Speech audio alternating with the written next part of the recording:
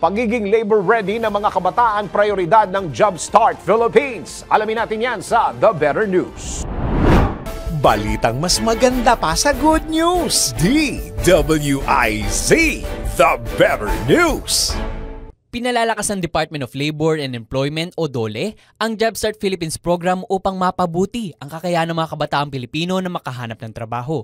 Ang programang ito ay nagbibigay ng career coaching, life skills training, technical training at internship sa mga pribadong kumpanya para sa mga kabataang 18 to 24 years old na hindi nag-aaral, nagtatrabaho o sumasailalim sa trainings.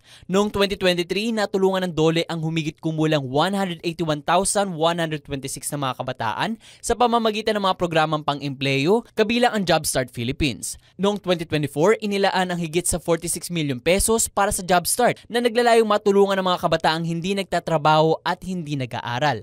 Sa pamamagitan ng programang ito, natutulungan ang mga kabataan na maging handa sa trabaho at mapababa ang youth unemployment sa bansa. Patuloy na pinalalawak ng DOLE ang Jumpstart upang mas maraming kabataan ang mabigyan ng oportunidad na makapasok sa formal na sektor ng trabaho.